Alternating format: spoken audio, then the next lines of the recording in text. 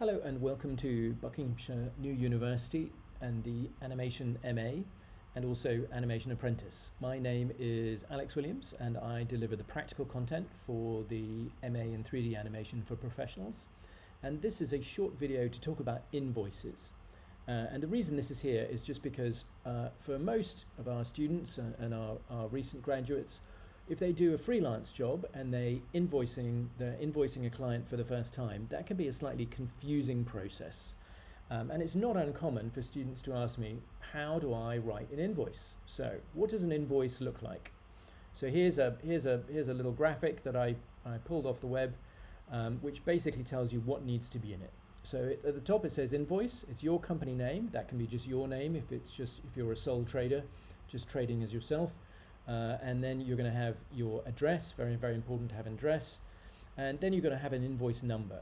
In your case, it's going to be invoice number 1 or 101, if you like. And it's going to have a date on it, and it's going to have terms on it. And the terms will say something like payment due within 14 days or payment due within 28 days. You decide what that is going to be. Doesn't mean it's actually going to happen, but those are your terms, and you set those terms. Then you're going to describe what it is that's been done, what the job is, and the total amount that you're invoicing for, and you can also add a little line for VAT, VAT in the UK, which is 20%. But unless you've done this for quite some time, you're very unlikely to be VAT registered, so you probably don't need to worry about that. So here's the same checklist in written form, heading at the top saying invoice.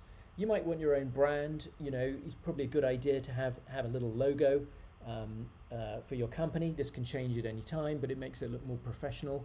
So give yourself a little logo. Make sure you number the invoice, as I say, begin at 1 or 101. Make sure you date it. Make sure you do terms. Supplier name and address, that's you're supplying your services. And the client name and address, that's the person or the company that you're invoicing. And then a description of the services, be as specific as you can of what it is that you've actually done.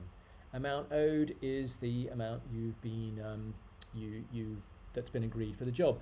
And of course, at the bottom is you must have your bank details. Some people mistakenly believe that this can lead to fraud, because if people know what your bank details are, then somehow you can get defrauded. But no one can defraud you just by knowing what your bank details are. Fraud is a little more complicated than that. And in any case, you must have your bank details there in the invoice. Here's another template. This is actually a template pretty similar to the one I use. So you're very welcome to borrow this and use it. As long as you fill out all the bits here, you will have your first invoice and it should be a success. Finally, how long should you wait for payment? I would not chase an invoice before 28 days. If you chase after a week or two, you may annoy the client. They may not process invoices that quickly, and you may annoy them in case you want to work with them again. Now, for me personally, if somebody sends me an invoice, I pay it right away. I very rarely let it go more than a couple of days. But not all people or companies are like that.